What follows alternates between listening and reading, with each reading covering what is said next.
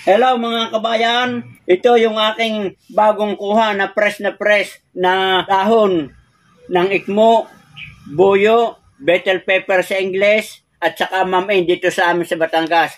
At dito ko kinuha sa puno ng aking tanim. Kabayan, na ibabahagi ko yung ilang pang benepisyo na makatutulong sa ating mga karamdaman ng bell pepper. Ito mga kabayan, dahon ng ikmo ay pwede nating gawing tsaa, ating ilaga at pakuluan 3 hanggang 5 minuto. At uminom tayo ng 2 beses sa maghapon ng isang tasa na ating tsaa. At ito ay nakakatulong upang mapababa natin ang ating kolesterol. Maganda rin sa mga tao na may mga karamdaman na kabag, sumasakit ang tiyan. At ito naman mga dahon, katulad nito mga kabayan, ay yung dahon nito mga kabayan ay pwede nating ngatain.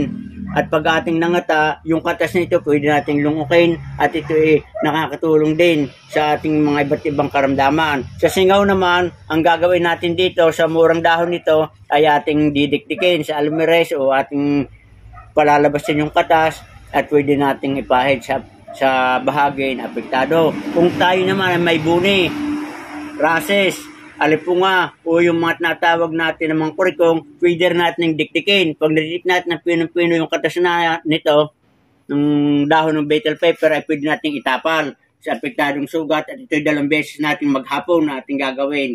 At ito ay pwede rin natin mang paramihin o itanin sa pamagitan ng kanyang sanga or cutting, mga kabayan. Sige mga kabayan, hanggang dito na lamang. At yung iba pa mga benepisyo nito ay tingnan lang nyo sa aking page ng Kabayang Manny. At ang akin mga isusunod na ibabahagi ay ang pamamaraan ng pagtatanim ng cutting, yung propagation ng mamain.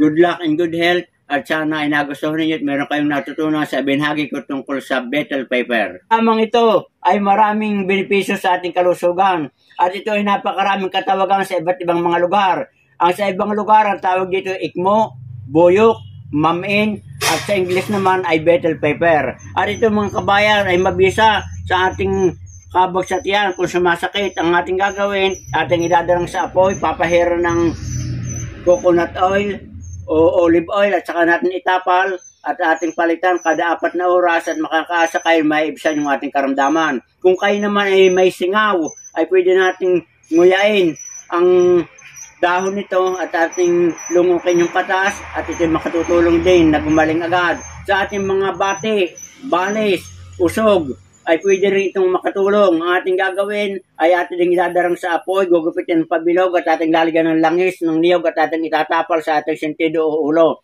At makakasa kayo na gagaling agad. Good luck and good health at sana man natutunan kayo sa halamang bell pepper. Magandang araw kabayan!